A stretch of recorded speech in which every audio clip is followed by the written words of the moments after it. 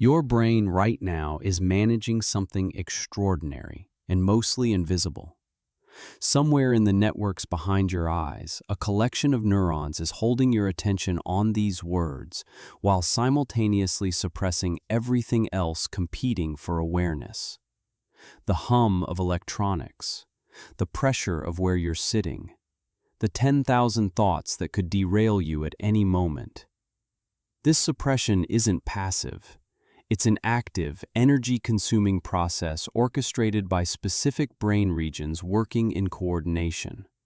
And like any system that consumes energy and performs work, it can be trained. Attention isn't a single thing. It's a collection of processes that neuroscientists have spent decades trying to map. When researchers talk about sustained attention, they're describing your ability to maintain focus on a task over time, to keep returning to it when your mind wanders, to notice when you've drifted and correct course. This isn't the same as the reflexive attention that snaps your head toward a sudden noise. That's the orienting response, an ancient survival system. Sustained attention is newer, more fragile, and more interesting. The architecture behind sustained attention involves at least 3 major brain networks working together. The prefrontal cortex, particularly regions in the dorsolateral prefrontal area, acts as the executive controller. It holds the goal in mind. When you decide to read this entire section without checking your phone, that intention lives in prefrontal neurons, firing in patterns that represent your current objective. But intention alone doesn't keep you focused. The anterior cingulate cortex sits deeper in the brain, nestled between the 2 hemispheres. It functions as a conflict monitor and error detector. When your attention starts to slip, when a competing thought gains strength, the anterior cingulate registers that conflict. It detects the gap between where your attention is and where it should be. Then it signals the prefrontal cortex to increase control. You can think of it as an alarm system that notices when the house of your attention has been breached. The parietal cortex, particularly areas along the intraparietal sulcus, contributes a different piece. It maintains what neuroscientists call the priority map. This is a dynamic representation of what matters right now in your sensory environment. When you're reading, the visual features of text rank high on this map. Irrelevant visual information gets downweighted. The parietal cortex helps filter the world, biasing your perception toward goal-relevant features and away from distractions. These 3 regions don't work in isolation. They're connected by white matter tracks, bundles of axons that allow rapid communication. Neuroimaging studies using functional MRI show synchronized activity across this network during sustained attention tasks. When people successfully maintain focus, you see coordinated activation. When attention fails, the synchronization breaks down, the network fractures. What makes this system trainable is neuroplasticity, the brain's ability to reorganize itself based on experience. Every time you practice sustaining attention, you're not just succeeding or failing at a task. You're sending signals through these neural pathways, and those signals have consequences. Neurons that fire together strengthen their connections. The synapses between them become more efficient. Neurotransmitter receptors proliferate. The white matter tracks can even show structural changes with sustained practice, becoming more myelinated, which speeds up signal transmission. This isn't metaphorical. Studies of meditation practitioners who spend thousands of hours training attention show measurable differences in brain structure. Thicker cortex in the prefrontal regions, stronger connectivity between attention networks. These aren't innate differences. Longitudinal studies that follow people as they begin attention training show changes emerging over weeks and months. The brain is physically reshaping itself in response to how you use it. But the system isn't infinitely flexible. There are constraints. The prefrontal cortex is metabolically expensive. It consumes glucose and oxygen at high rates when working hard. The neurons there are particularly sensitive to fatigue. After prolonged effortful attention, the network becomes less responsive. This isn't damage, it's a regulatory mechanism. The brain protects itself from overexertion by making sustained focus feel increasingly difficult and unrewarding. The neurotransmitter systems underlying attention also impose limits. Dopamine, norepinephrine, and acetylcholine all play roles in attentional control. Dopamine from the ventral tegmental area modulates motivation and reward prediction. It helps determine whether maintaining focus feels worthwhile. Norepinephrine from the locus ceruleus regulates arousal and alertness. It sets the gain on your attentional system, determining how responsive you are to stimuli. Acetylcholine from the basal forebrain enhances processing in sensory cortex, sharpening the signal of what you're focusing on. These neurotransmitter systems fluctuate throughout the day based on circadian rhythms, recent activity, and metabolic state. You can't override them completely through willpower. When your norepinephrine system is depleted after poor sleep, your attentional network will struggle no matter how hard you try. This is why attention training isn't just about practicing focus. It's about understanding the biological system and working within its constraints. One of the key insights from attention research is that the system operates through inhibition as much as activation. When you focus on something, you're not just turning up the signal on relevant information. You're actively suppressing irrelevant information. Prefrontal cortex sends top-down signals to sensory areas, dampening their response to distracting stimuli. This suppression is measurable. If researchers present you with a distractor while you're focused on a task, the neurons that would normally respond to that distractor show reduced activity. This active suppression consumes resources. It's part of why sustained attention is tiring. You're not just maintaining a signal. You're fighting a continuous battle against everything else that wants your attention. And the brain hasn't evolved to do this for hours without break. In ancestral environments, sustained focus on a single task for extended periods was rarely adaptive. Awareness needed to be flexible, scanning for threats, noticing opportunities. The modern demand for multi-hour focus sessions is historically novel. Understanding this helps explain why attention training works best when structured around the system's natural rhythms rather than against them. Brain can sustain intense focus, but not continuously. It needs cycles of engagement and recovery. During recovery periods, the default mode network, which we'll explore in detail later, needs to activate. This isn't wasted time, it's neurologically necessary for the attentional system to restore itself. The training effect comes from repeatedly engaging the attentional control network under conditions that challenge it without overwhelming it. This is where most focus advice fails. Either it's too vague to produce specific neural adaptations, or it demands effort so extreme that people can't sustain the practice. Effective attention training requires finding the edge where the task is difficult enough to drive plasticity, but manageable enough to maintain consistently. Research on attention training has identified specific parameters that matter. The difficulty of the task needs to be adaptive, increasing as your ability improves.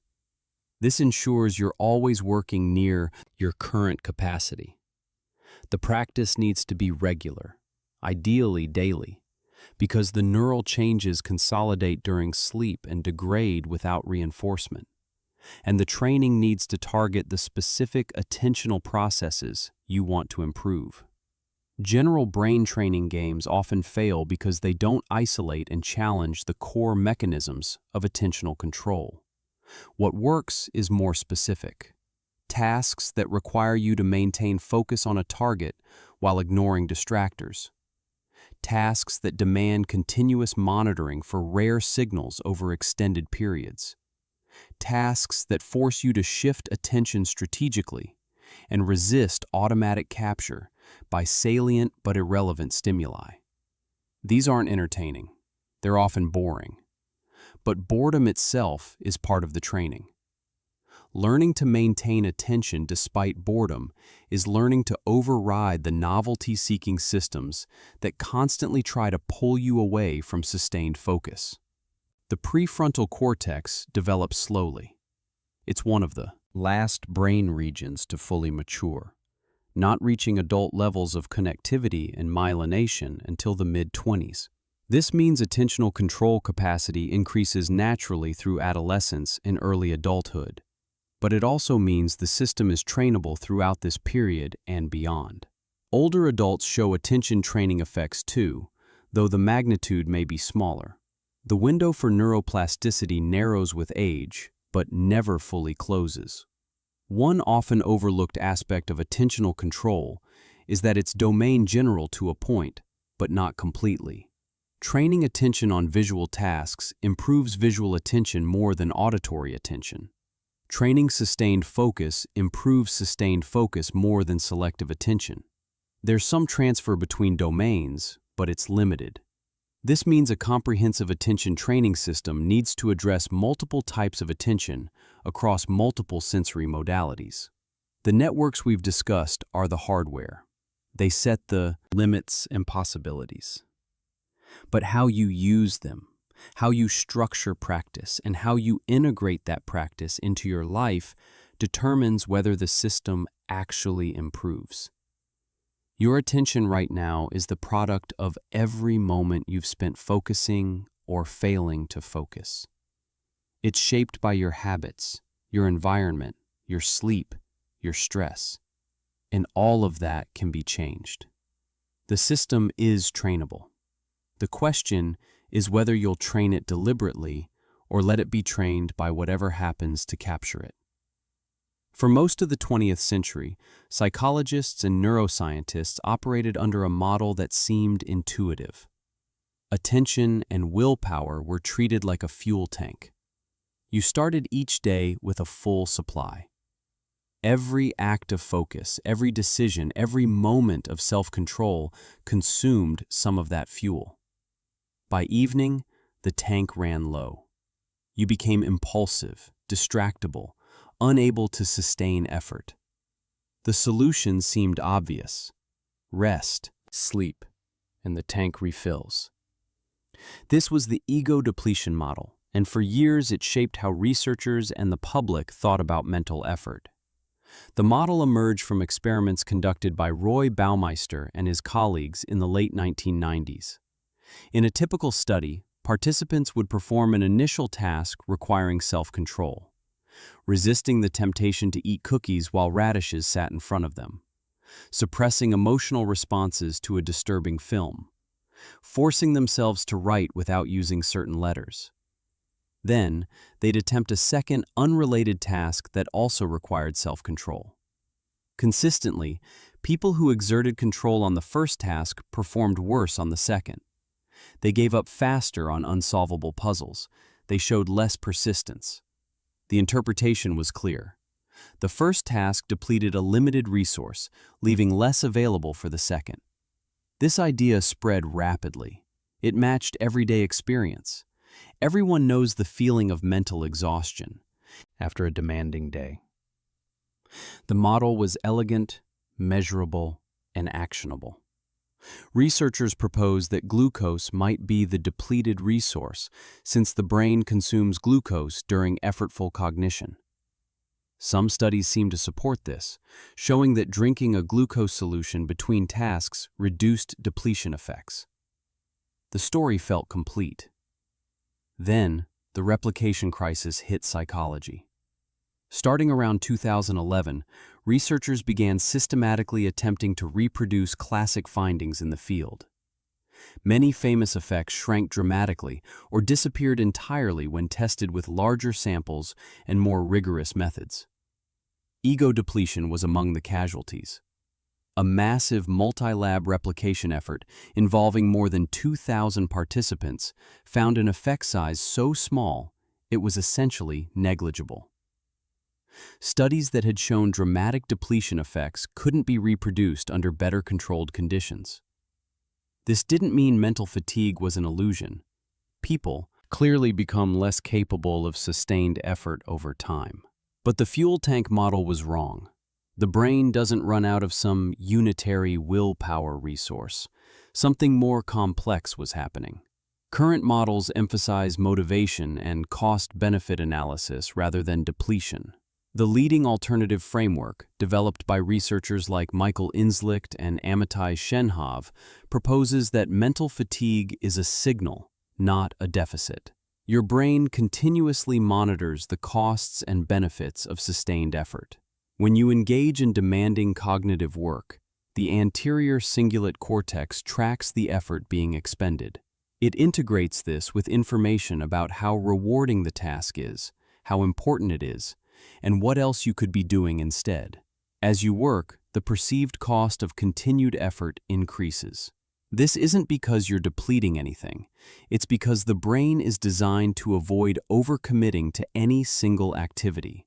In evolutionary terms, an organism that focuses intensely on one task while ignoring everything else is vulnerable. The rising sense of effort is an adaptive signal, encouraging you to disengage and reallocate attention elsewhere. When the costs outweigh the benefits, motivation drops. You experience this as fatigue, but it's more accurately described as reduced willingness to continue.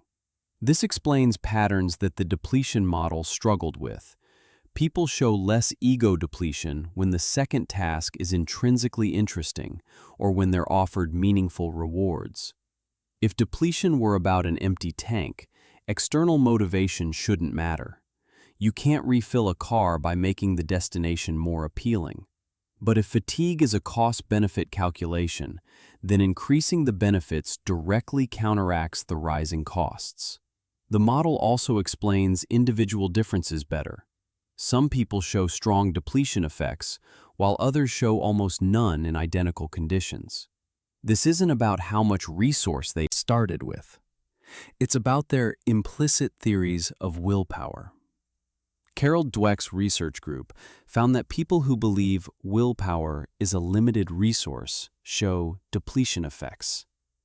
People who believe it's not limited show no depletion. Your expectations shape your experience. Brain imaging supports this motivational account. When people perform effortful cognitive tasks repeatedly, you don't see the attentional networks shutting down from lack of fuel. Instead, you see changes in the connectivity between control networks and reward processing regions. The ventromedial prefrontal cortex, which evaluates whether something is worth doing, shows altered activity. The brain is recalculating whether the effort is justified. This recalibration happens partly through the neurotransmitter adenosine. As neurons fire, they metabolize ATP, the cell's energy currency. This produces adenosine as a byproduct. Adenosine accumulates in the brain during waking hours and sustained mental things. Effort. It binds to receptors that suppress neuronal activity, making continued effort feel more difficult. But this isn't depletion in the classic sense. It's a regulatory mechanism. The system is still capable of functioning. It's just increasingly reluctant. Caffeine works by blocking adenosine receptors. This is why coffee makes you feel less mentally fatigued, even though it doesn't provide energy to neurons directly. It interferes with the signal that's telling you effort is costly. The actual capability of your attentional networks hasn't changed much. Your perception of effort has. This distinction matters for practical attention training. If fatigue were true depletion, the solution would be purely restorative. Rest, recover, repeat. But if fatigue is a motivational signal, you can partially override it by reframing the task, increasing stakes, or finding sources of intrinsic interest. You can also train your tolerance for perceived effort much like athletes, train their tolerance for physical discomfort. The sensation doesn't disappear, but your willingness to continue despite it increases. There are still real limits. The motivational model doesn't claim you can focus indefinitely by simply wanting it enough. Prolonged cognitive work produces metabolic changes. Neurons consume glucose and oxygen. Neurotransmitter systems can become genuinely dysregulated after extreme sustained effort. The prefrontal cortex shows reduced responsiveness after hours of demanding work. And this isn't just subjective. But these limits are different from what the depletion model predicted.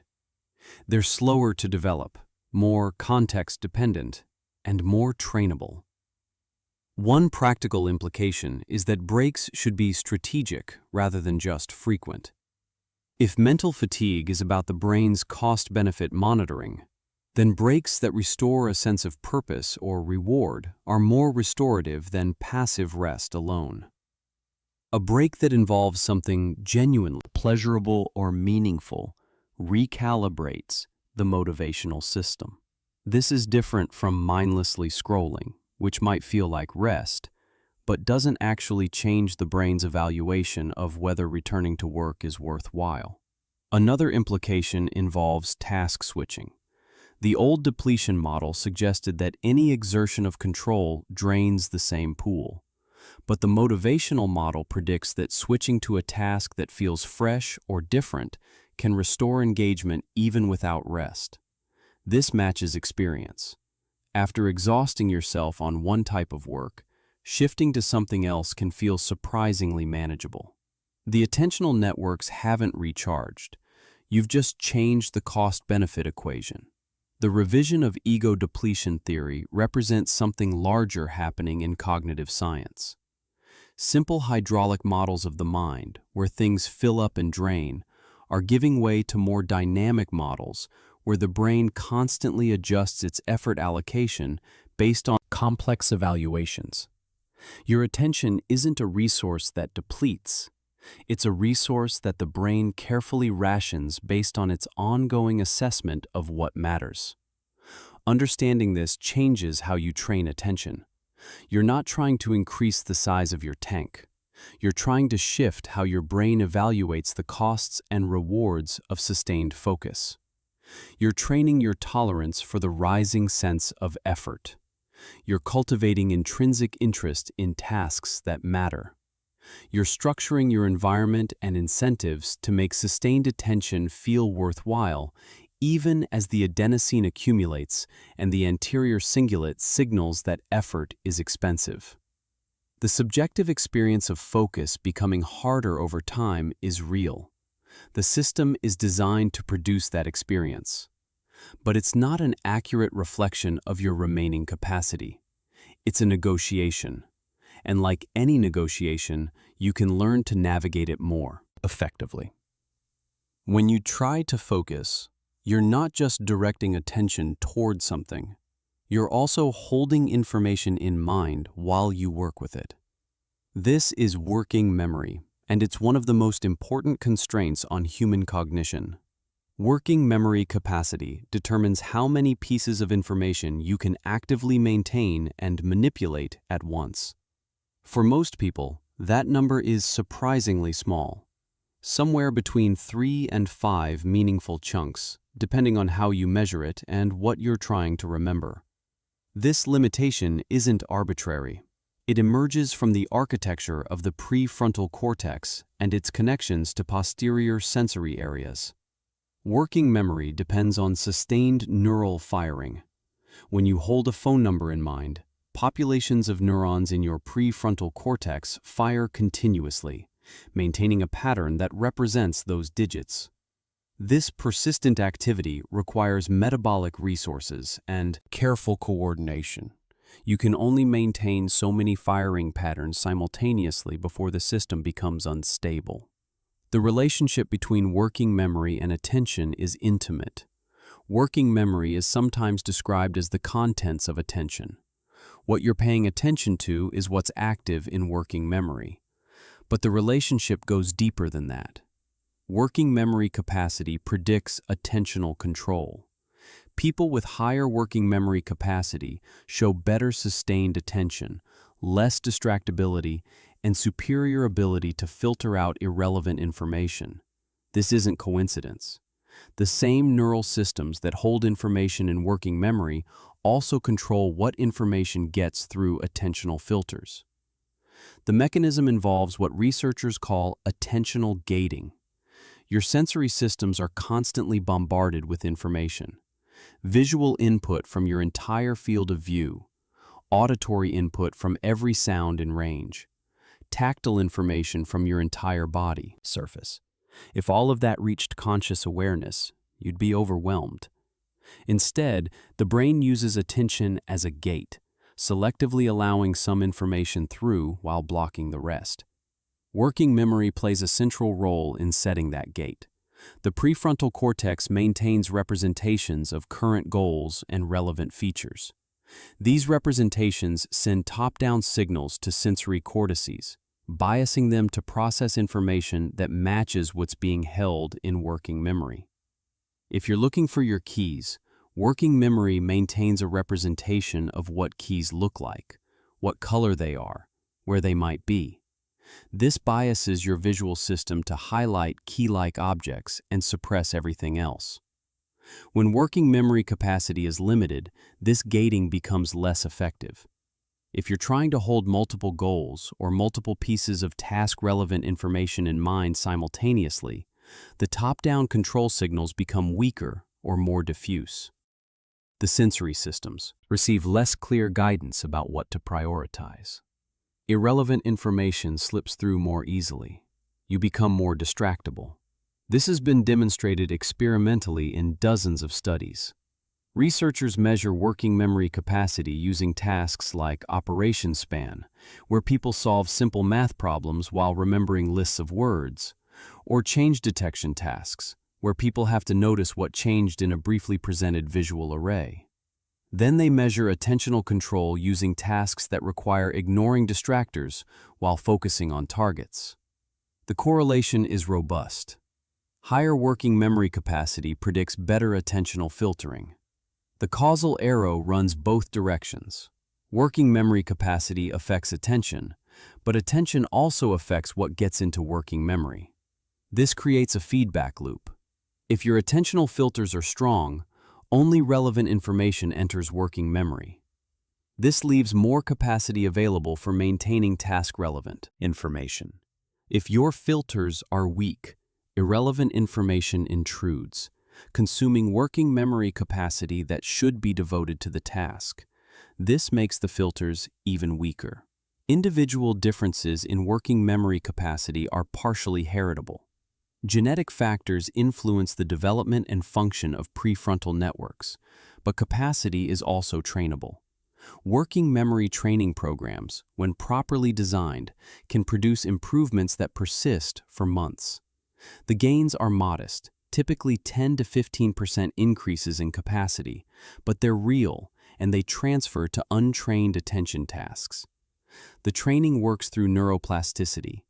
Repeatedly challenging working memory drives adaptations in the prefrontal cortex and parietal regions that support maintenance and manipulation of information.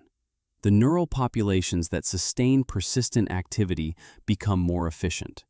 The connectivity between prefrontal and sensory areas strengthens, improving top-down control. These changes are visible in brain imaging and correspond to behavioral improvements. But not all working memory training is equally effective. Simple digit span tasks, where you just repeat back longer and longer lists of numbers, produce limited benefits. The brain adapts specifically to that task without generalizing. More effective training uses complex span tasks that combine storage and processing, remembering information while solving problems or making decisions. This dual demand engages the systems that coordinate working memory and attention, producing broader improvements. The limitation of working memory creates interesting strategic implications for attention training. If you can only hold 3 to 5 chunks in mind, structuring information into meaningful chunks becomes critical.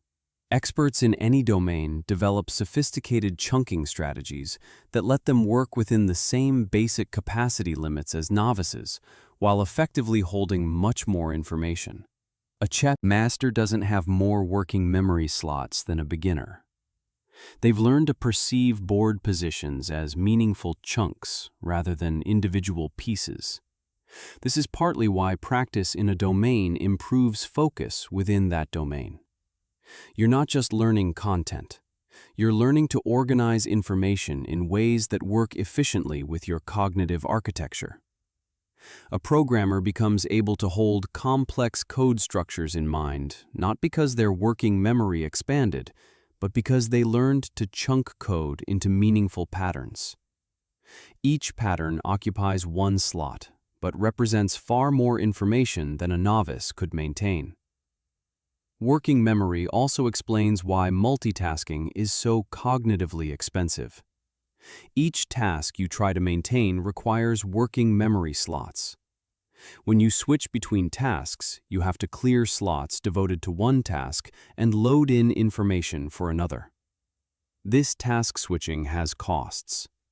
It takes time to rebuild the working memory representation after switching. And errors increase because residual information from the previous task can interfere. The interference happens at the neural level. Working memory representations are patterns of neural activity.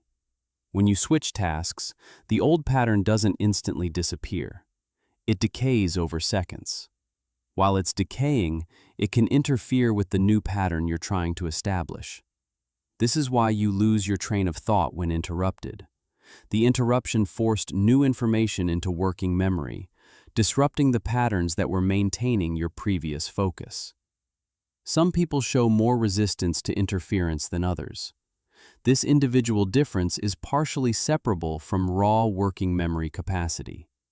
You can have moderate capacity but strong interference resistance, or high capacity but vulnerability to disruption. Interference resistance depends partly on the specificity of neural representations. When working memory patterns are sharply defined and stable, they're harder to disrupt. Training that emphasizes maintaining focus despite distractors can improve interference resistance independently of expanding capacity. The relationship between working memory and attention also explains why high cognitive load impairs focus. When working memory is full, the system becomes fragile. Any distraction has outsized impact because there's no spare capacity to maintain task representations while dealing with the intrusion. This is why trying to focus when you're cognitively overloaded feels so difficult. Your working memory is saturated, leaving no buffer against disruption. Managing cognitive load becomes part of managing attention. Breaking complex tasks into stages that fit within working memory limits. Offloading information to external systems rather than trying to hold everything in mind. Recognizing when you've exceeded capacity and need to simplify rather than push harder. These aren't shortcuts or cheats. They're adaptations to the actual architecture of human cognition. Working memory sits at the intersection of perception, attention, and action. It's the workspace where thinking happens. Its limitations shape what you can focus on and for how long.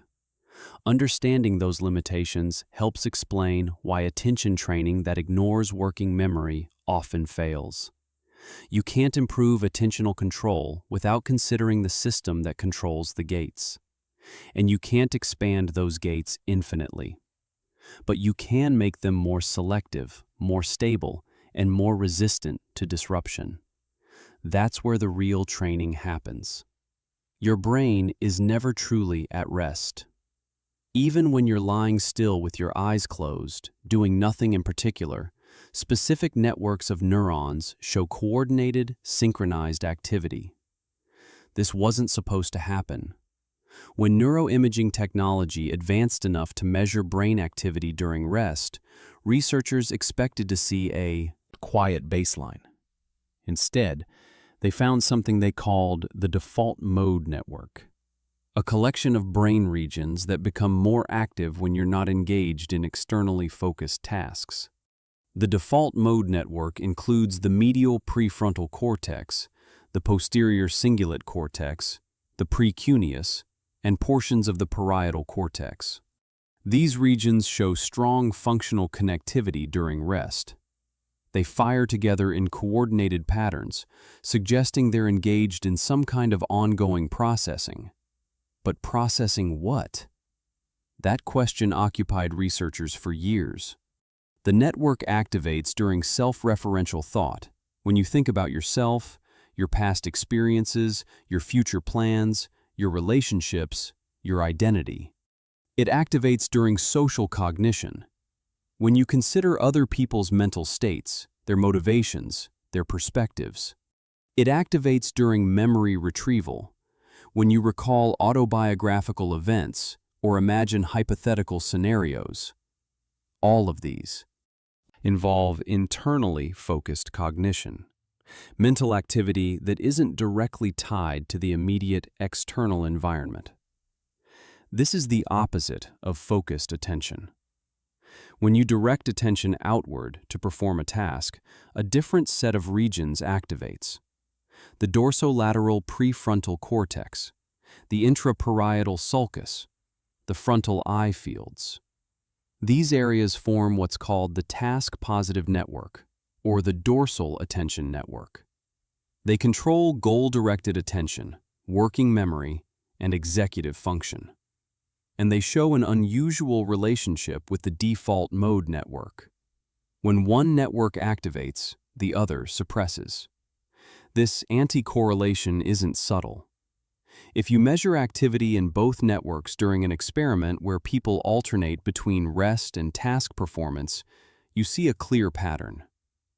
Task-positive regions ramp up during focused work, and the default mode network quiets. During rest periods, the pattern reverses. The task-positive network dims, and the default mode network surges. The brain appears to toggle between two distinct modes of operation. The toggle isn't perfect. Even during focused work, the default mode network doesn't shut down completely. It continues to generate sporadic bursts of activity. These intrusions correspond to mind wandering. When people are asked to report their mental state during attention tasks, moments when they catch themselves thinking about something unrelated to the task correspond to temporary increases in default mode network activity. The network briefly escapes suppression, pulling attention inward. This creates a fundamental tension. Sustained external focus requires continuous suppression of the default mode network. But that network is powerful.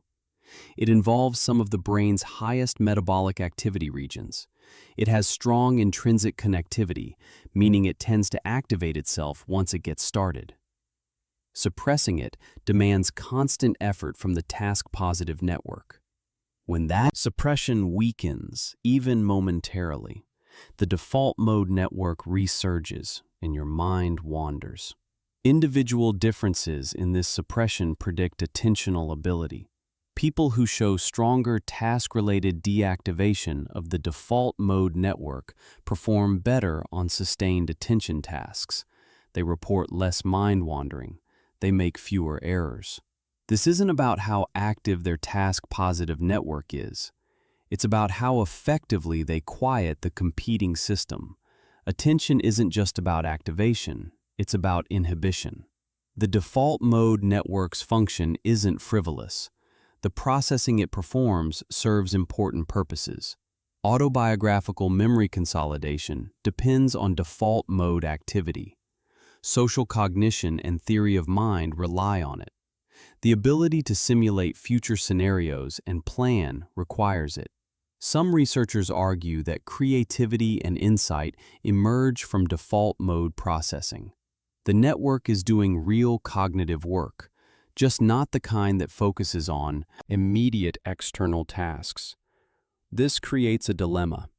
You need the default mode network for various forms of cognition, but it directly interferes with sustained focus.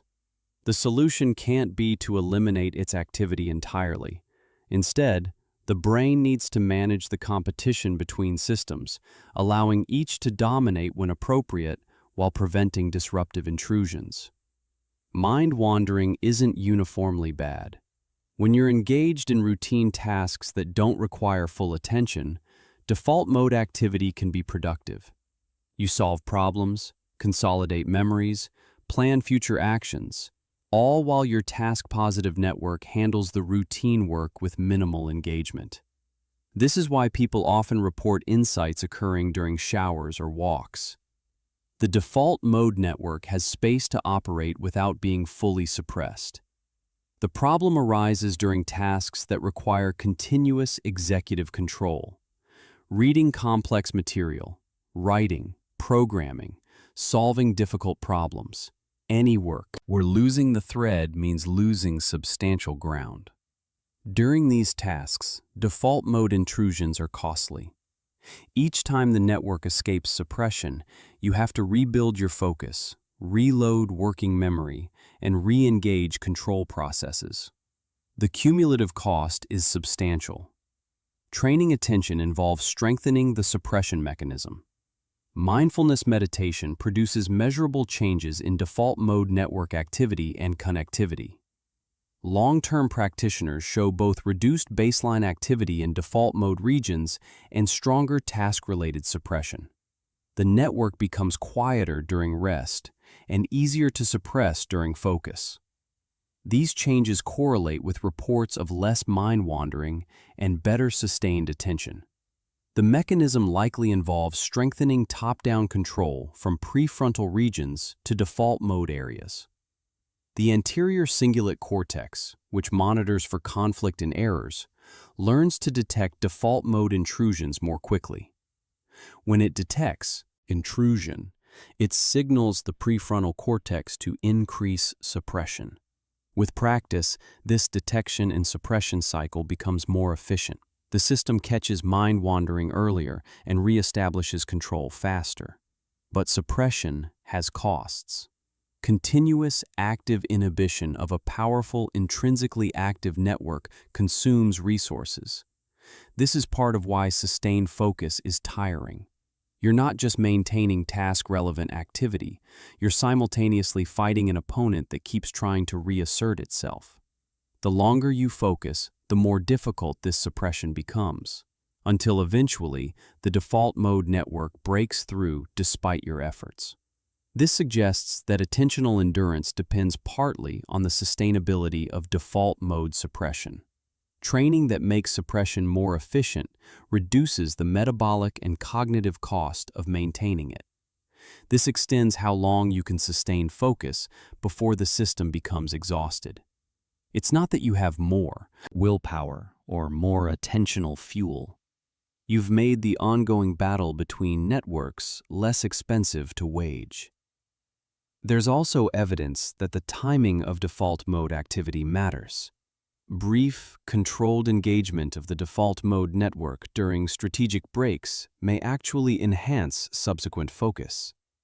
When you deliberately allow mind wandering during a break, rather than filling that time with more external stimulation, you might be allowing necessary default mode processing to occur in a contained way. This could reduce the network's pressure to intrude during subsequent focused work.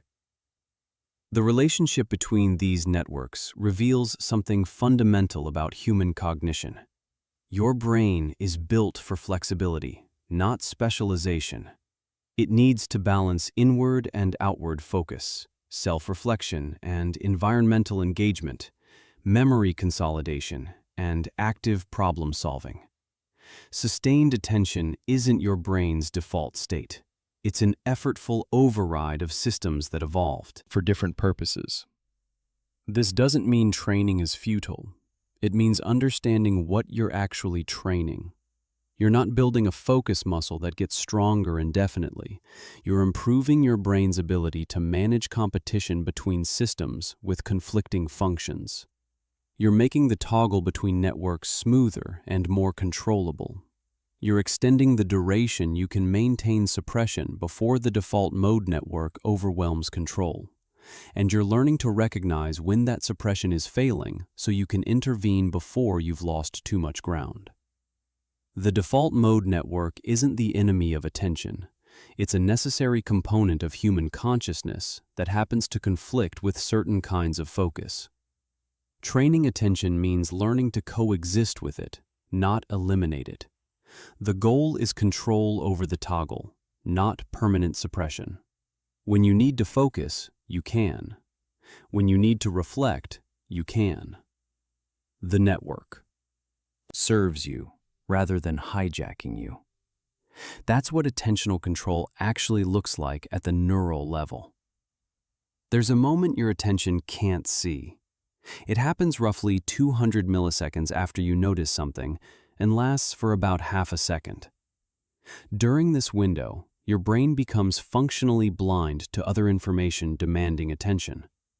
The first stimulus captures processing resources so completely that a second stimulus, arriving just moments later, simply doesn't register. You don't see it, you don't hear it. It enters your sensory systems but never reaches awareness. This is the attentional blink, and it reveals something critical about the architecture of consciousness.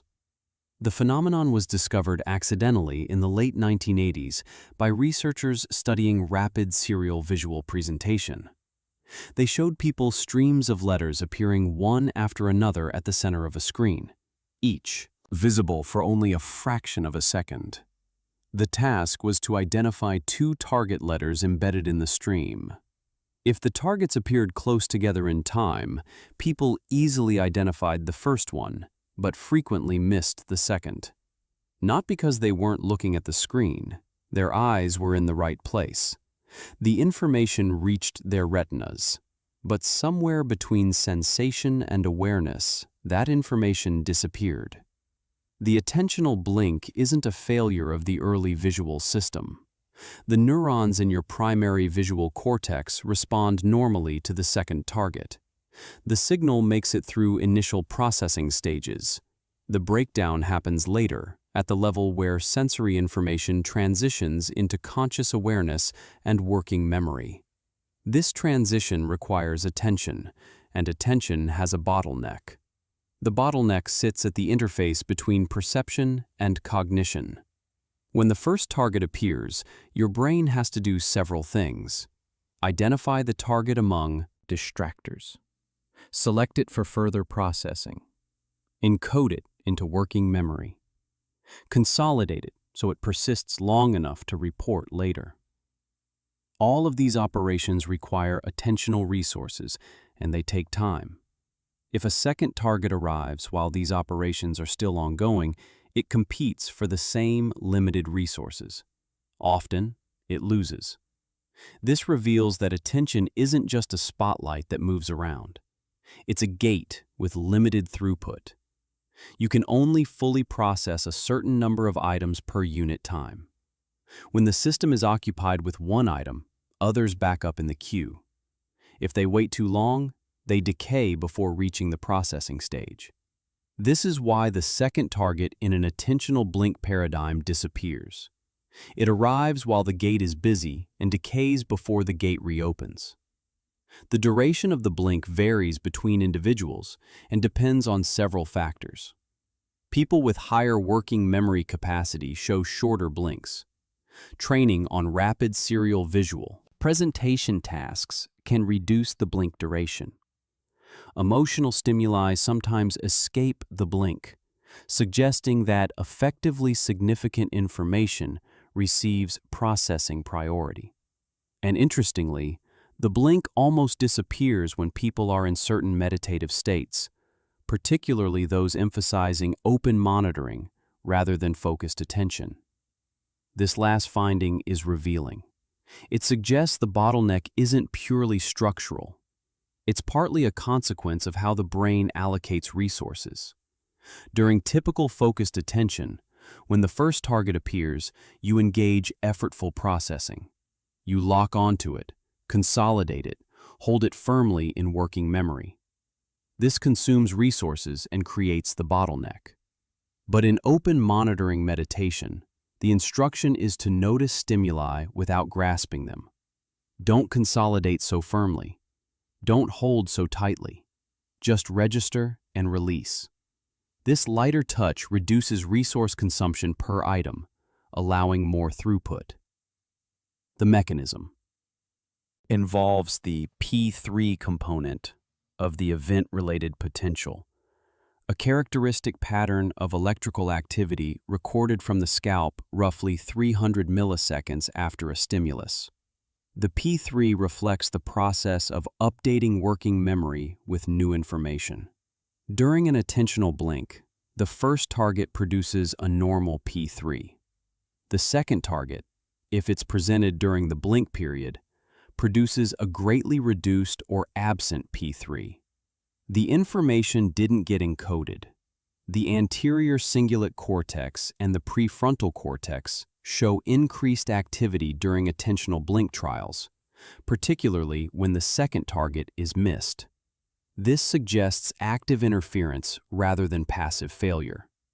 The brain is working hard on the first target, and that effort actively suppresses processing of the second. If the system were simply overloaded, you'd expect reduced activity across the board. Instead, you see effortful suppression of the second item to protect processing of the first. This has implications for everyday attention. Anytime you're trying to notice multiple events in quick succession, you're vulnerable to attentional blinks. Reading rapidly and trying to catch every word. Monitoring a display for multiple types of signals. Scanning an environment for threats or targets. The faster information arrives, the more likely you are to miss things that fall into the blink window. The blink also explains certain failures of change blindness and inattentional blindness. These are situations where people fail to notice dramatic changes or unexpected objects in their visual field. Some of these failures occur because the critical information arrives during an attentional blink induced by processing something else. Your attention was captured by one event, creating a temporal window of blindness to other events. Understanding the attentional blink clarifies what sustained attention actually requires. It's not just maintaining focus on a location or task over time. It's managing the continuous stream of information arriving at your senses, deciding what to fully process and what to let pass, and accepting that you can't process everything. The system has fundamental temporal limits. You can improve efficiency, reduce the duration of the blink, and train better selection of what to process, but you can't eliminate the bottleneck entirely. One practical implication involves pacing. If you're designing a task or environment that requires monitoring multiple events, spacing those events to avoid the blink window improves detection. Information arriving more than half a second apart is much less likely to fall victim to the blink. This is why good interface design spaces critical information temporally as well as spatially.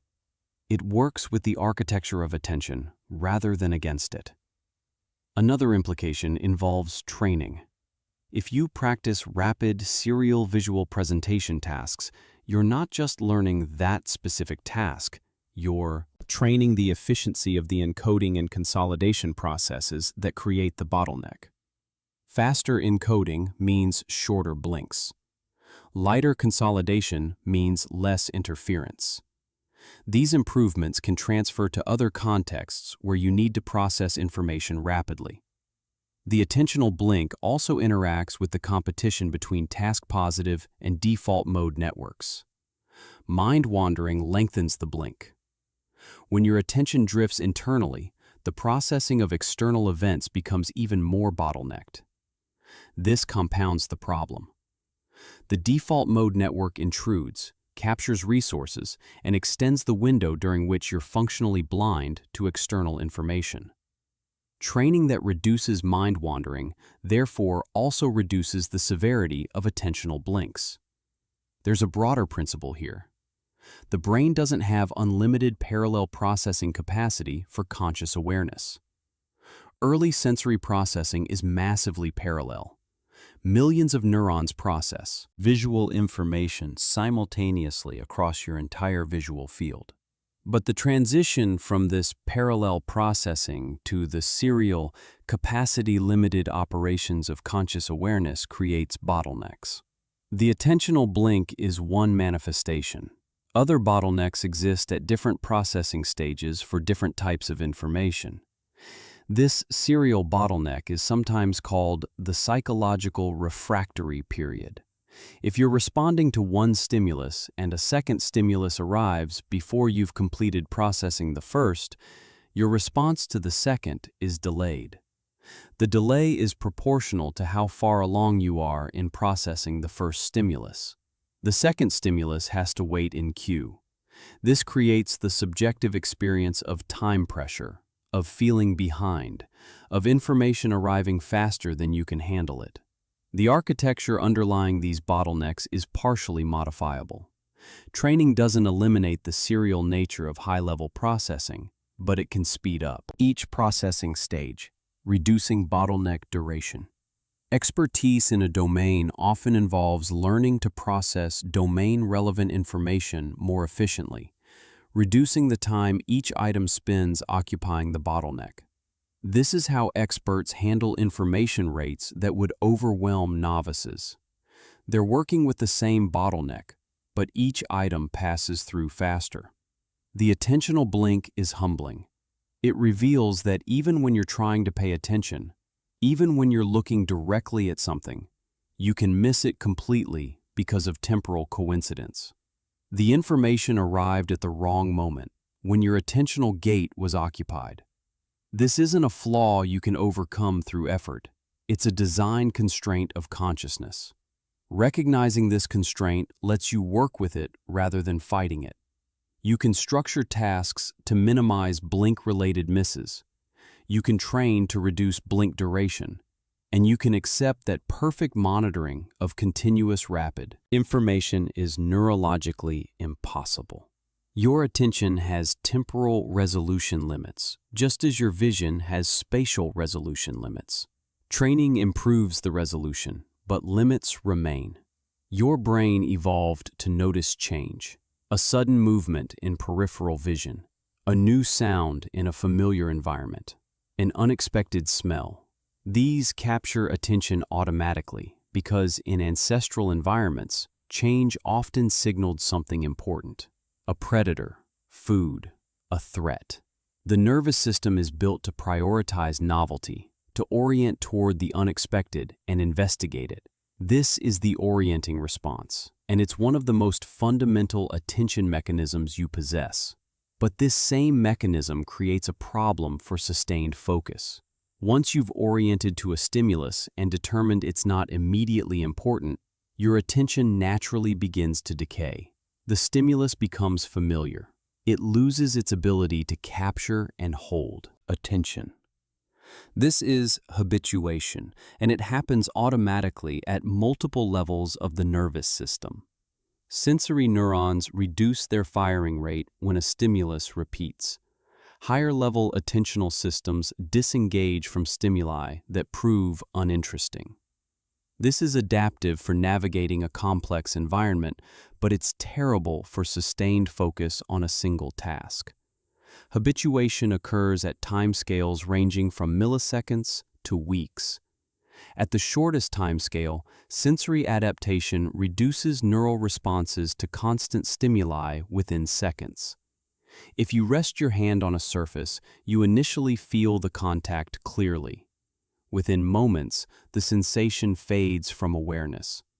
The mechanoreceptors in your skin are still responding, but they're adapting, firing less frequently. The signal reaching your brain diminishes. This is peripheral habituation, happening at the receptor level. Central habituation occurs in the brain itself. When a stimulus repeats, neurons in sensory cortices show reduced responses even when peripheral receptors maintain their activity. The neural population coding for that stimulus becomes less responsive. This happens through several mechanisms. Synaptic depression, where neurotransmitter release decreases with repeated activation. Inhibitory circuits that strengthen with repetition, actively suppressing the sensory response. And changes in neural excitability that make neurons less likely to fire in response to familiar inputs. At higher cognitive levels, attentional habituation reflects the brain's assessment of information value. The first time you hear a sound, it might be important. Your attention automatically orients.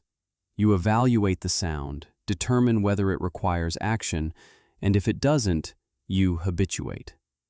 The next time you hear the same sound, the orienting response is weaker. Your brain has learned this stimulus is safe to ignore. This is efficient for filtering out irrelevant information, but it means sustaining attention on. Familiar, unchanging stimuli requires active effort to overcome habituation. This creates the fundamental challenge of sustained attention tasks.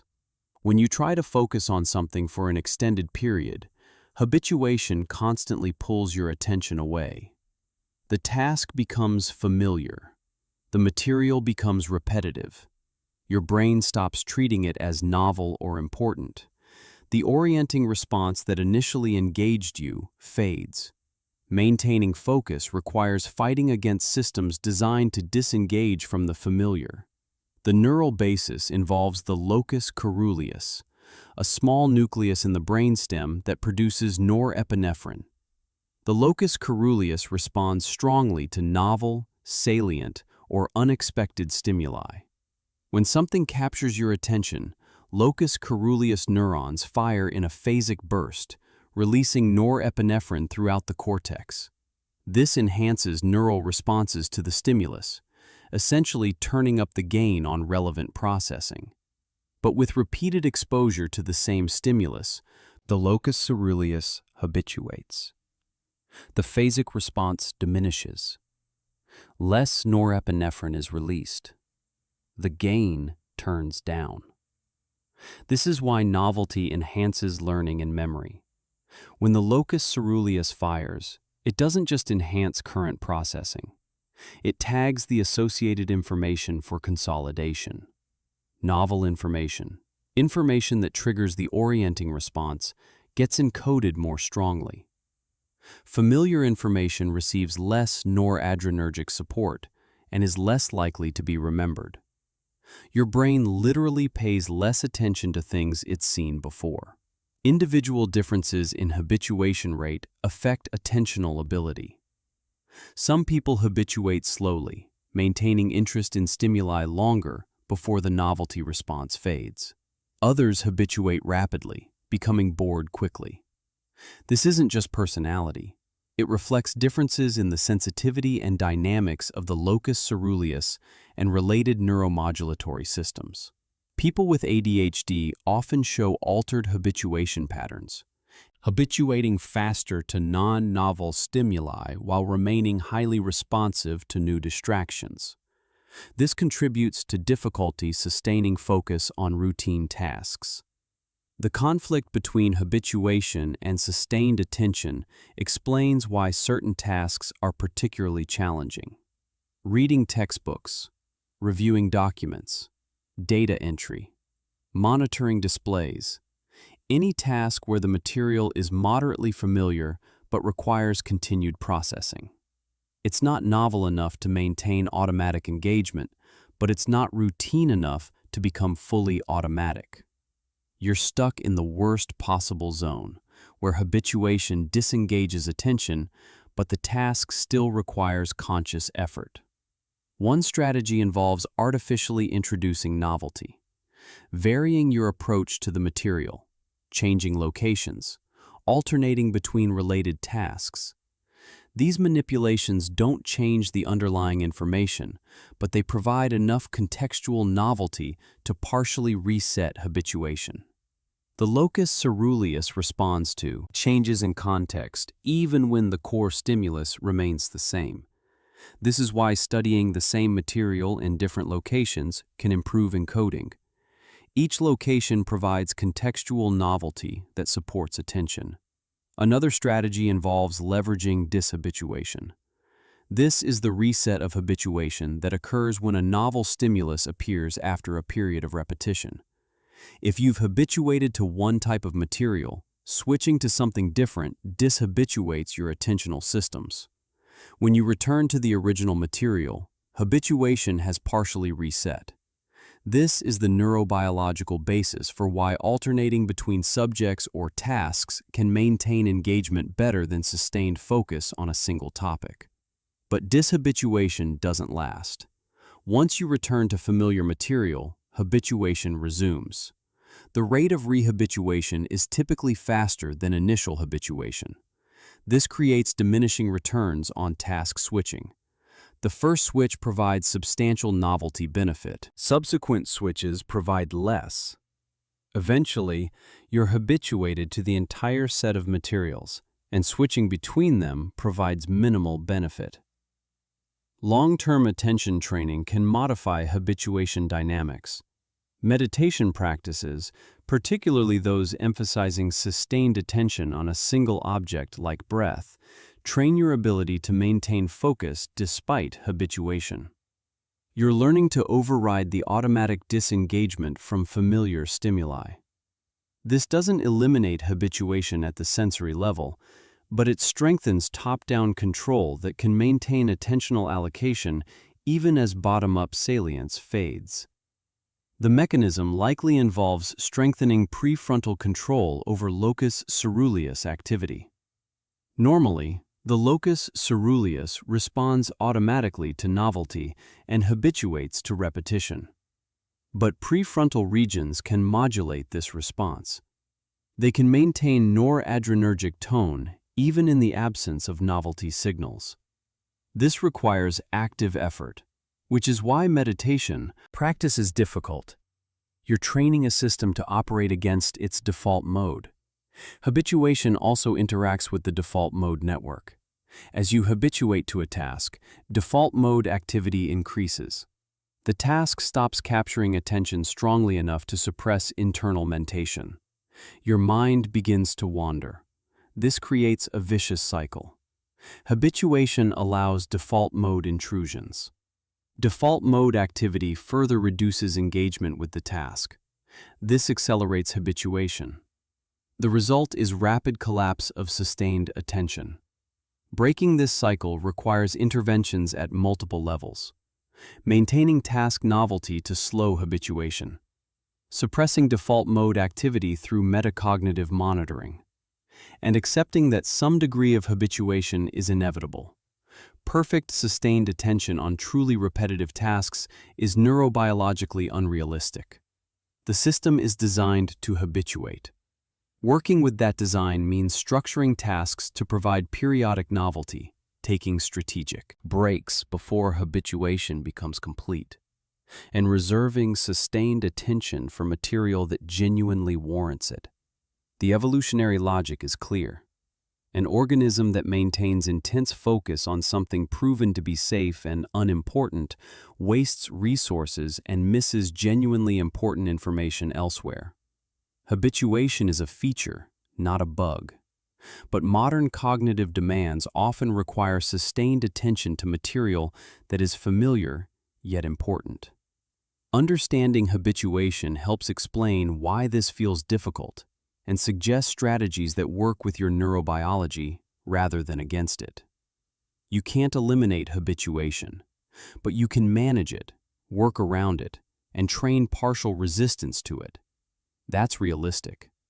Expecting to sustain unwavering focus on familiar material for hours is not.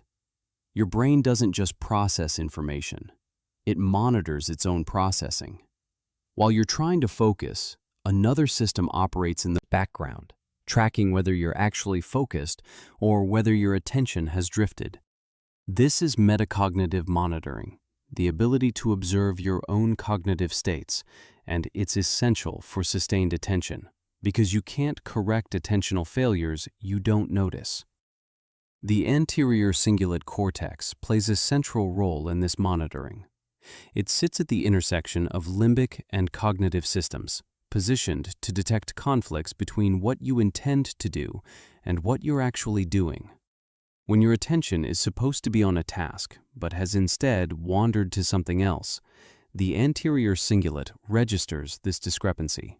It functions as an error detector, continuously comparing your current mental state against your goals. This detection happens partly through conflict monitoring. When you're focused on a task, the neural representations supporting that task should be dominant. Task-irrelevant representations should be suppressed. But when your mind wanders, competing representations gain strength. The anterior cingulate detects this competition, the presence of neural activity that conflicts with task goals. This conflict signal is what produces the subjective feeling of catching yourself off task. Brain imaging studies show characteristic patterns. When people report awareness of mind wandering during attention tasks, there's a spike in anterior cingulate activity just before the report. This spike represents the detection of conflict. The anterior cingulate noticed that default mode activity was competing with task-positive activity, flagged this as an error, and brought it to awareness. Without this detection, mind wandering would continue unnoticed indefinitely. Individual differences in metacognitive monitoring predict attentional performance. Some people notice quickly when their attention has drifted. They catch mind wandering within seconds. Others can be off task for minutes before awareness returns. This isn't just about how often attention drifts. It's about how quickly the monitoring system detects drift and signals the need to reorient. The detection speed depends partly on the sensitivity of the anterior cingulate. People with more responsive anterior cingulate activity show faster awareness of errors and attentional lapses. This responsiveness is trainable. Meditation practices that emphasize noticing when attention has wandered and gently returning it to the object of focus are essentially training the metacognitive monitoring system. You're not primarily training yourself to never wander. You're training yourself to notice wandering quickly. This distinction is critical. Most attention training fails because it treats mind wandering as the enemy, something to eliminate through force of will.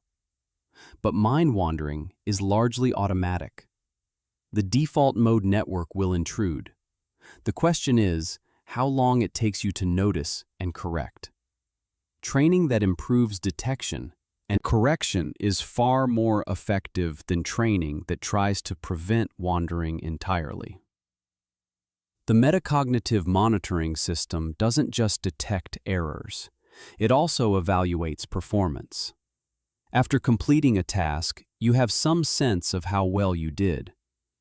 This feeling of knowing is metacognitive. The brain generates confidence estimates about its own performance. These estimates aren't always accurate, but they guide behavior. When you feel confident, you move on. When you feel uncertain, you double-check. The neural basis of these confidence judgments involves interactions between the anterior cingulate and the prefrontal cortex. The anterior cingulate tracks error likelihood based on conflict signals and other indicators. The prefrontal cortex integrates this with other information to generate an explicit confidence judgment. This system can be calibrated through feedback. When you learn the relationship between your internal confidence signals and actual performance, you become better at knowing when to trust your first answer and when to reconsider. Metacognitive ability varies across domains. You might be good at monitoring your attention during reading, but poor at monitoring it during conversation. You might accurately judge your performance on math problems, but overestimate your comprehension of written material. This domain specificity suggests that metacognitive monitoring relies partly on domain-specific knowledge. You need to know what good performance feels like in a domain to accurately monitor whether you're achieving it. This has implications for attention training. Generic metacognitive training has limited transfer. To improve attentional monitoring in a specific context, you need practice in that context with feedback. You need to learn what it feels like when your attention is truly engaged versus when it's partially disengaged. You need to calibrate your internal signals to actual performance outcomes. This calibration is domain-specific and requires extensive practice. One interesting finding is that metacognitive monitoring itself consumes attentional resources. When you're actively monitoring whether you're focused, that monitoring competes with the task for resources. This creates a paradox. You need monitoring to catch attentional failures, but monitoring itself can impair performance. The solution involves developing efficient, automatic monitoring that operates with minimal resource consumption. This is what happens with expertise. Novices must monitor effortfully and explicitly.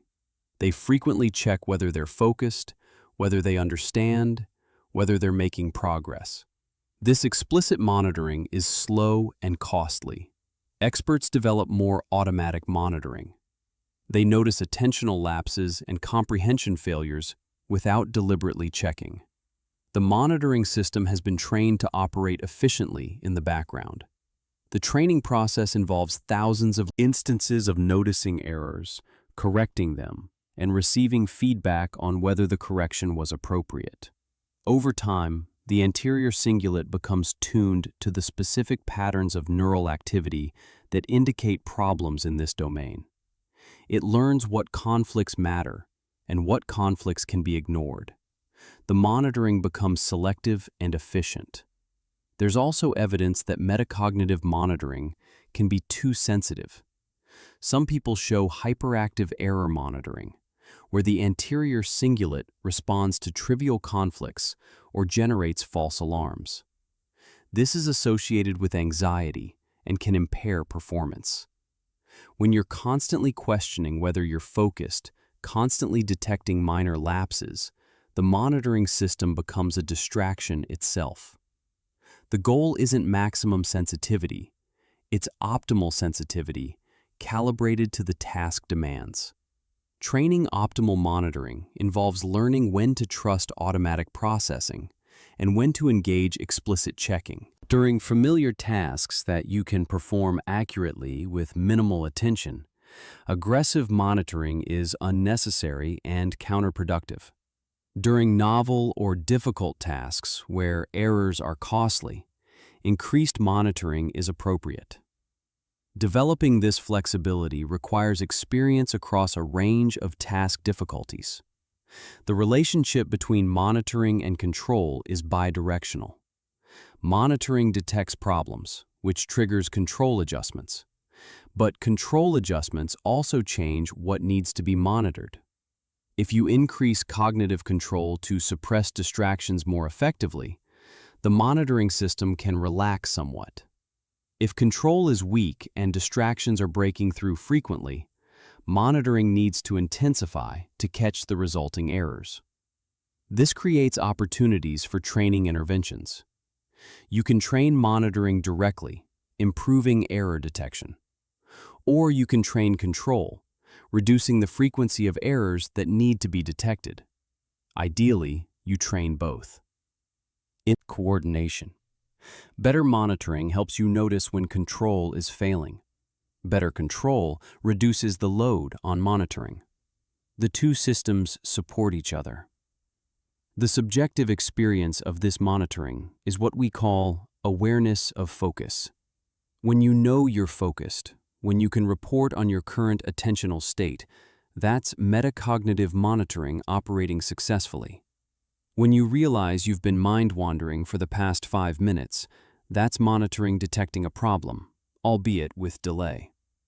When you feel confident you understood a passage or uncertain about your answer, that's monitoring generating confidence judgments.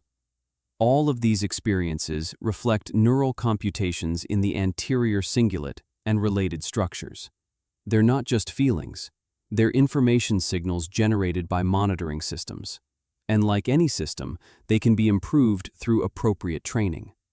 The key is understanding that you're not training yourself to be perfectly focused.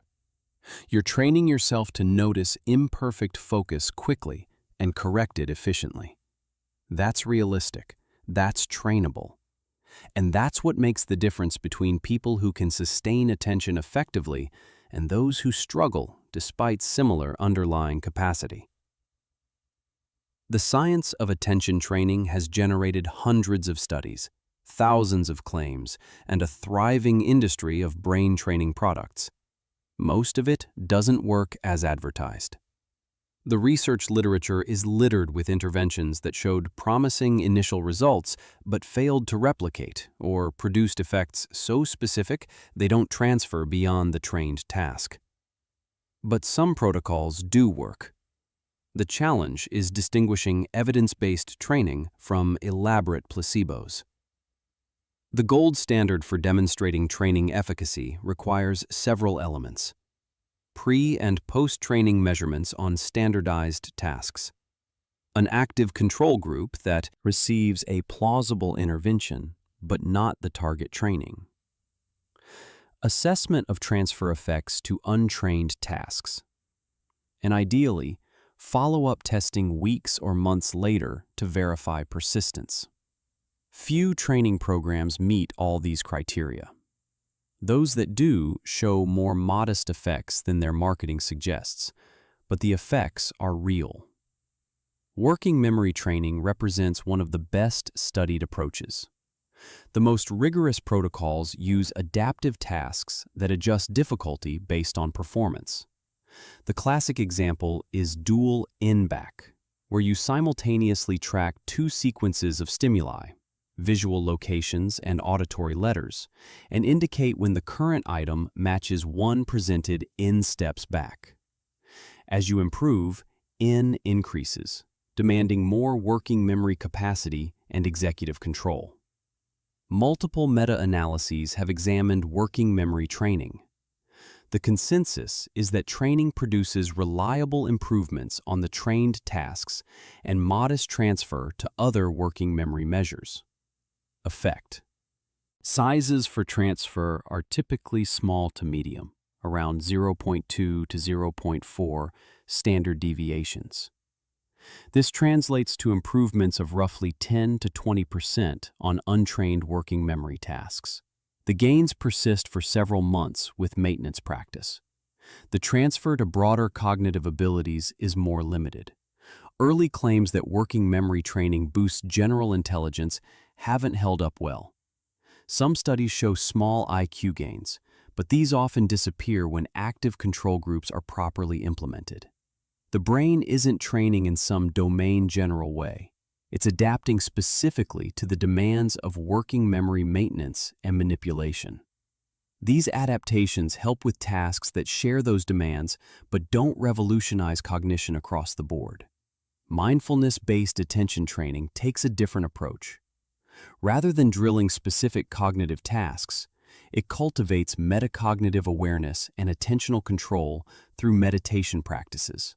The most studied form is mindfulness-based stress reduction, an 8-week program involving daily meditation and weekly group sessions.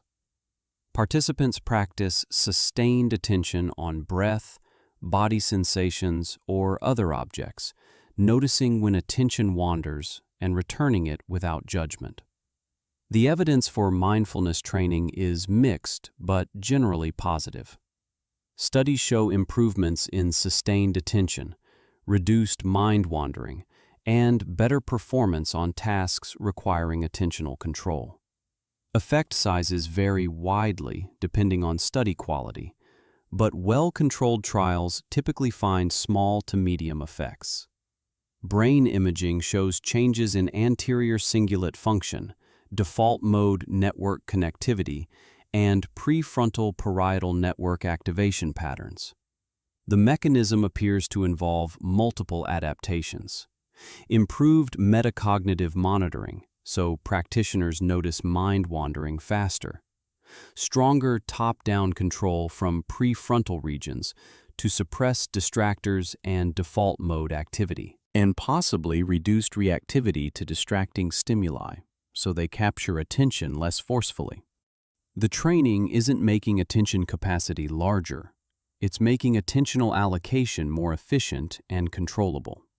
One limitation of mindfulness training is dose dependency. Minimal practice produces minimal effects. Studies showing substantial improvements typically involve participants practicing 30 to 60 minutes daily for 8 weeks or more. This is a significant time investment. For people unable or unwilling to maintain this practice schedule, effects are smaller and less persistent. Attention training, like physical training, requires sustained effort over time. Video game training has generated considerable interest and controversy. Some commercial programs claim to improve attention through game-based exercises. The evidence is weak. Most commercial brain training games show minimal transfer beyond the trained tasks. People get better at the games without improving broader cognitive abilities. This shouldn't be surprising. The games are designed for engagement and retention, not for driving targeted neural adaptations. However, action video games, particularly first-person shooters, do show some attention-related benefits. Studies comparing experienced gamers to non-gamers find advantages in visual attention, spatial attention, and attentional switching. Training studies where non-gamers play action games for extended periods show similar improvements. The games demand rapid attentional shifts, processing of multiple simultaneous objects, and quick responses to peripheral events. These demands appear to train relevant attentional systems. The effect sizes are modest, and the benefits are primarily for visual spatial attention rather than sustained focus. If you want to improve your ability to track multiple moving objects or respond quickly to peripheral targets, action games might help. If you want to improve your ability to read for hours without mind wandering, they probably won't. The training is specific to the demands the games impose. Neurofeedback represents another approach. Participants receive real-time feedback about their brain activity, typically through EEG, and learn to modulate that activity voluntarily. Attention training protocols often target increasing beta waves or reducing theta waves, patterns associated with focused versus drowsy states. Some studies show improvements in sustained attention and reductions in mind wandering. The challenge with neurofeedback is distinguishing true brain state learning from placebo effects and general arousal changes. When studies include appropriate control groups receiving sham feedback, effects often diminish or disappear. The field suffers from publication bias, where positive results are more likely to be published than null findings. Current evidence suggests neurofeedback might have small effects for some individuals, but it's not a reliable attention training intervention for most people. Physical exercise affects attention, though it's not typically framed as attention training. Acute aerobic exercise temporarily enhances attentional control and executive function. The effects last for an hour or two post-exercise. Regular exercise produces longer-term improvements in sustained attention and cognitive control. Meta-analyses find small but reliable effects across diverse populations. The mechanisms involve multiple pathways. Exercise increases cerebral blood flow and neurotrophin production, supporting neural health and plasticity. It modulates neurotransmitter systems, including dopamine and norepinephrine, that regulate attention. And it reduces inflammation and oxidative stress that impair cognitive function. Exercise isn't training attention directly, but it's optimizing the biological systems that support attention. Combining interventions may be more effective than any single approach. A program that includes working memory training for specific capacity improvements, mindfulness practice for metacognitive control, and regular aerobic exercise for biological support addresses multiple limiting factors. No single intervention will transform attention, but addressing capacity, control, monitoring, and biological optimization together produces more comprehensive improvements. The time investment required for meaningful improvement is substantial. Working memory training protocols that show transfer effects typically involve 20 to 25 sessions of 30 to 40 minutes each. Mindfulness training showing reliable effects involves 8 weeks of daily practice. This is 50 to 60 hours of training minimum. Claims of dramatic improvement from brief interventions should be viewed skeptically. The training also needs to be maintained. Improvements from working memory training decay over months without continued practice. Mindfulness effects diminish when regular practice stops. Attention isn't a skill you train once and retain forever. It requires ongoing maintenance, like physical fitness. This is often underemphasized in discussions of attention training. Individual differences affect training response. Some people show large improvements from interventions that produce minimal effects in others. Baseline capacity matters. People with lower initial working memory capacity often show larger training gains, possibly because there's more room for improvement. Motivation and compliance matter. Participants who complete training protocols as prescribed show larger effects than those with irregular practice. The takeaway from the research literature is cautiously optimistic. Attention is trainable. Specific interventions produce measurable, meaningful improvements that transfer to some degree beyond trained tasks. But the effects are modest, require substantial time investment, and demand ongoing practice for maintenance. There's no shortcut. Brain adapts to sustained, appropriate challenge over time. That's how neuroplasticity works. Any intervention claiming dramatic results from minimal effort is selling false hope rather than evidence-based training. Your attention doesn't operate in a vacuum. It runs on a biological system with specific resource requirements and regulatory constraints. You can train attentional control networks all you want, but if the underlying biology is compromised, performance will suffer regardless of training. Sleep deprivation, poor metabolic state, circadian misalignment, and suboptimal environmental conditions all degrade attentional capacity through mechanisms that bypass voluntary control. Sleep is the most powerful biological modulator of attention. A single night of total sleep deprivation produces attentional impairments equivalent to being legally intoxicated. Reaction times slow. Lapses increase dramatically. Sustained attention becomes nearly impossible. Even partial sleep restriction, getting 5 to 6 hours instead of 7 to 8, produces cumulative deficits over days. The impairments aren't always subjectively obvious. You feel tired, but you underestimate how much your performance has degraded. The mechanism involves multiple systems.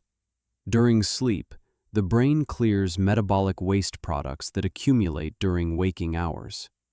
The glymphatic system, a network of fluid channels, becomes more active during sleep and flushes out proteins and metabolites. Without adequate sleep, these waste products accumulate and impair neural function. Adenosine, which we discussed earlier as a fatigue signal, builds up excessively. Neurons become less excitable and less responsive. Sleep deprivation also disrupts neurotransmitter systems.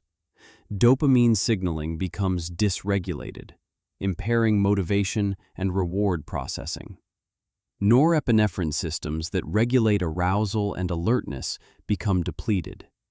The result is that attentional networks can't maintain normal activation patterns even when you're trying hard to focus. the biology won't support the effort. Brain imaging shows specific effects.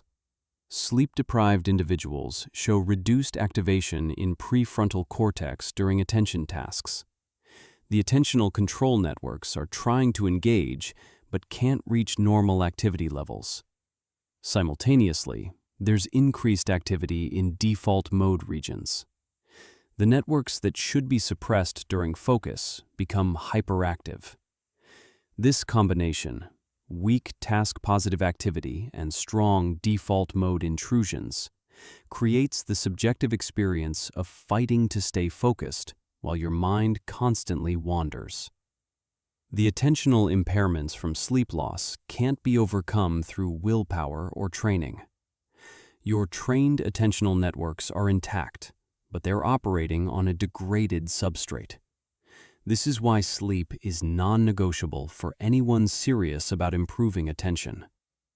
You can have the best attentional control in the world, but if you're chronically sleep-deprived, you'll perform like someone with poor control who sleeps adequately. Circadian rhythms add another layer of complexity. Your attentional capacity varies throughout the day following your circadian cycle. For most people, there are peaks in the late morning and early evening with a trough in the early afternoon. This isn't just about feeling alert, it's about objective performance.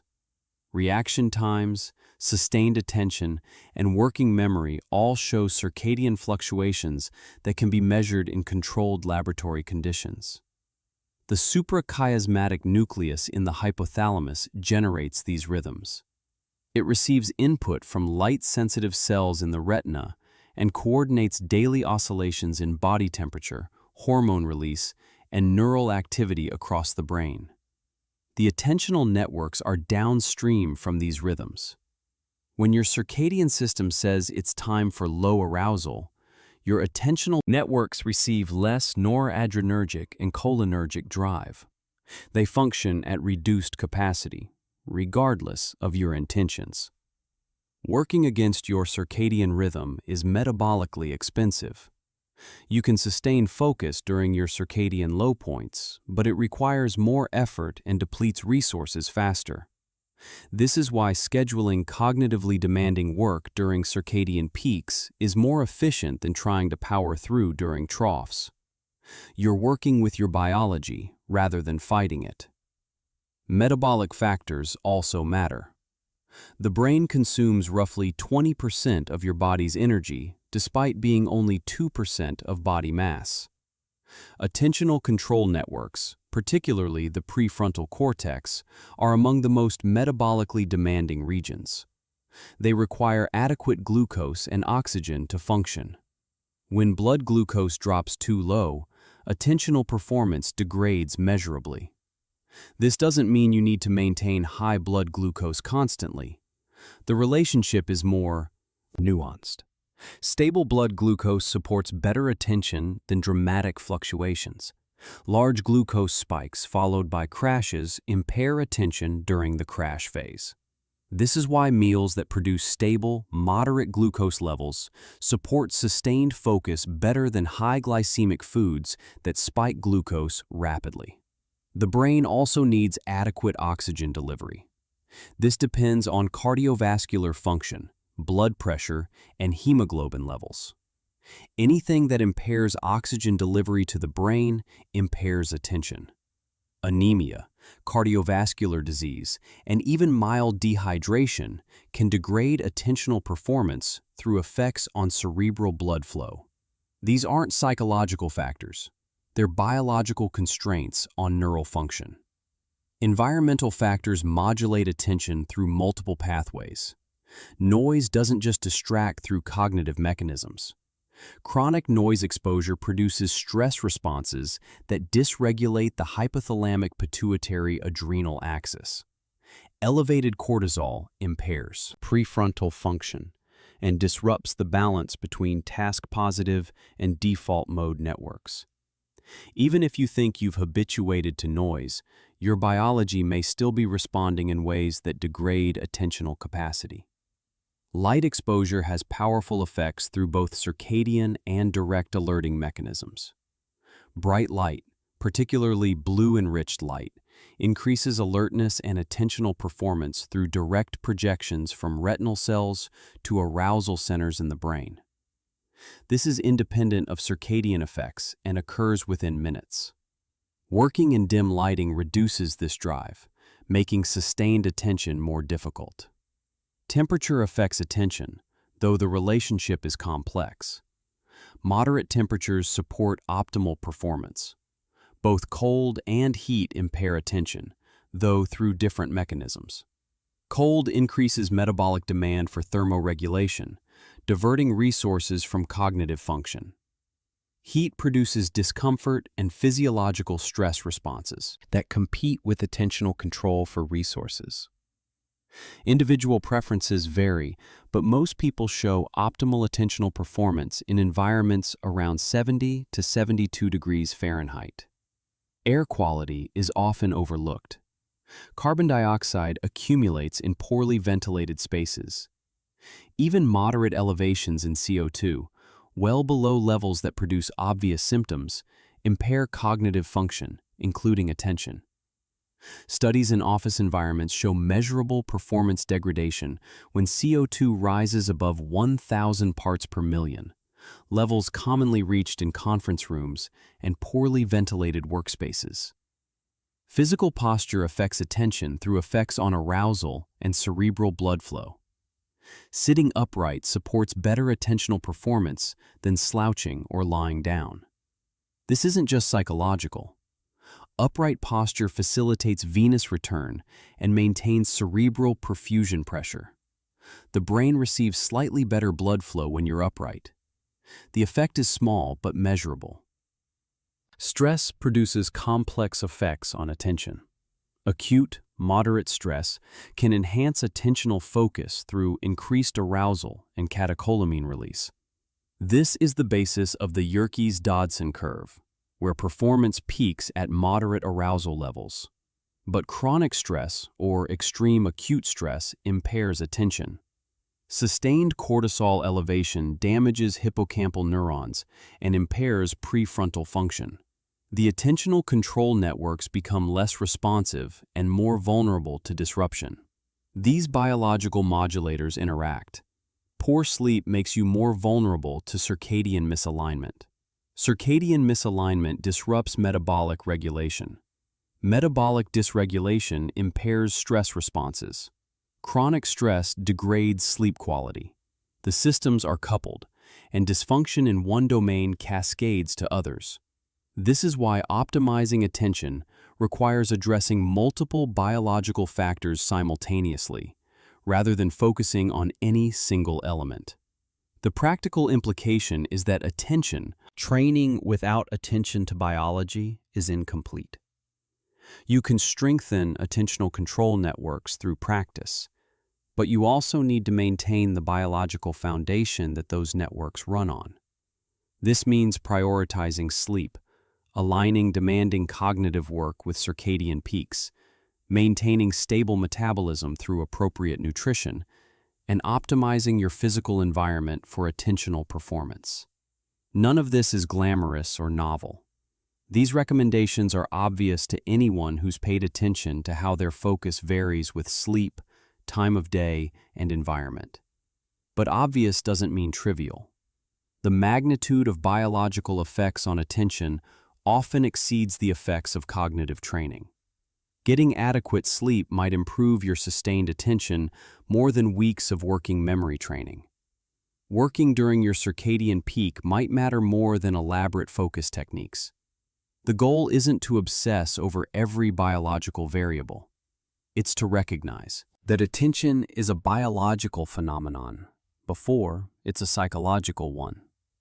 The neural circuits that control attention require specific physiological conditions to function optimally.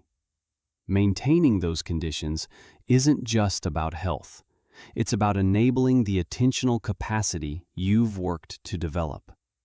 Training strengthens the circuits. Biology determines whether those circuits can actually deliver their potential. The science points toward a conclusion that sounds simple but demands careful implementation.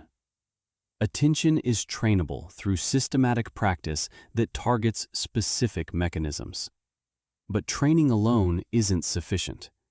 You need biological optimization, environmental structure, and realistic expectations about what improvement actually means.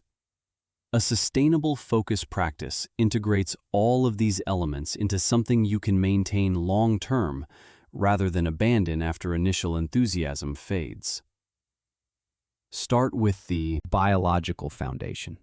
Sleep is non-negotiable. If you're getting less than 7 hours consistently, everything else you do will have diminished returns. The attentional networks you're trying to train will be operating on compromised substrate. This doesn't mean you need perfect sleep every night. It means chronic sleep restriction undermines training effects more than most people realize. Prioritize sleep with the same seriousness you'd bring to any other training program. Align demanding cognitive work with your circadian rhythm. For most people, this means tackling the most attention-demanding tasks in the late morning, roughly 2 to 4 hours after waking. The early afternoon typically brings a circadian trough where sustained attention becomes more difficult. You can fight this, but it's inefficient. Better to structure your day so routine tasks that require less sustained focus occupy the trough. Save your second peak, usually late afternoon to early evening, for another block of demanding work if needed. Your environment matters more than ambient awareness suggests. Minimize unnecessary sensory input during focus work. This doesn't mean sterile silence. Some people focus better with low-level background sound. But eliminate unpredictable interruptions, notifications off, phone in another room. Anything that forces your orienting response to engage repeatedly will fragment attention and accelerate habituation. Your goal is to create conditions where the only novelty comes from the work itself. For the actual training component, choose evidence-based approaches and commit to them long enough to produce adaptations. If you're training working memory, use adaptive NBAC or complex span tasks. Start with difficulty levels where you succeed about 70 to 80% of the time. This is the sweet spot where the challenge drives plasticity without overwhelming the system. Practice for 20 to 30 minutes daily. Expect to need 20 to 25 sessions before transfer effects emerge. This is 50 hours minimum. There's no shortcut. If you're developing metacognitive monitoring and attentional control through mindfulness, commit to a structured program. 8 weeks of daily practice is the minimum dose that shows reliable effects in research. 30 minutes daily is standard, though some benefits emerge with 20 minutes. The practice itself is straightforward, but not easy. Sustain attention on breath or body sensations. Notice when attention wanders. Return it without judgment or frustration. Repeat thousands of times. The noticing and returning is the training. Mind wandering isn't failure. It's the opportunity to train detection and correction. Combine these specific training approaches with regular aerobic exercise. 30 minutes of moderate intensity cardio most days produces measurable cognitive benefits, including improved attention. The mechanism is systemic rather than targeted, but the effects are real. You're optimizing the biological systems that support attention. This isn't optional for optimal results. Structure your daily focus work to respect attentional architecture. The brain can sustain intense focus for limited periods, typically 45 to 90 minutes, depending on task difficulty and your current capacity. After this, you need genuine recovery, not just switching to email or scrolling. Actual rest, where the default mode network can activate and the task-positive networks can recover. 10 to 15 minutes of walking without your phone, sitting quietly. Anything that doesn't impose new demands on attentional control. When you return to focused work, you're not starting from zero. but you're also not at full capacity immediately. It takes several minutes to rebuild the attentional state you had before the break. This is normal. Don't interpret this ramp-up as failure or lost momentum. It's the neurobiological reality of task. Re-engagement. Plan for it, rather than fighting it. Use environmental cues to support attention. Work in the same location when possible. This leverages contextual learning. Your brain learns to associate that location with focused work, making it easier to engage attentional control there. The anterior cingulate learns to monitor more actively. The default mode network learns it will be suppressed. These associations build over weeks and months of consistent practice. Track your attention subjectively, but don't obsess over daily fluctuations. Some days will feel easier, others will feel like fighting through mud. This variance is normal and doesn't indicate training failure. What matters is the trend over weeks. Are you able to sustain focus for longer periods before needing a break? Do you notice mind wandering faster? Are you less frustrated by attentional difficulties? These are the meaningful indicators. Expect plateaus. Improvement isn't linear. You'll have periods where capacity seems stable despite continued practice. This often precedes breakthroughs where sudden improvement occurs. The brain is consolidating adaptations during plateaus, even when performance isn't changing. Maintain practice through plateaus, rather than abandoning the program because progress seems to have stopped. Build in maintenance once you've achieved your initial training goals. Attention, like fitness, requires ongoing practice. You don't need to maintain peak training intensity indefinitely, but you do need regular practice. 2 to 3 sessions per week is typically sufficient for maintenance once you've completed an intensive training phase. Drop below this and you'll lose gains gradually over months. Accept that perfect focus is neither possible nor necessary. The goal isn't to eliminate mind wandering or never feel distracted. The goal is to notice wandering quickly, correct efficiently, and sustain focus long enough to accomplish meaningful work. Even after extensive training, you'll have moments of poor attention. You'll have days when focus feels impossible. This is being human with a human brain operating in varying biological and environmental conditions. The most important insight is that attention training is a practice, not a destination. You're not working toward some final state of perfect focus. You're developing a set of skills and biological adaptations that improve your baseline capacity and your ability to work effectively within that capacity. This perspective prevents the frustration that comes from unrealistic expectations.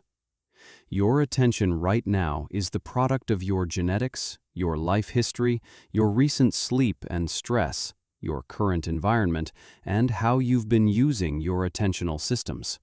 Most of those factors are modifiable.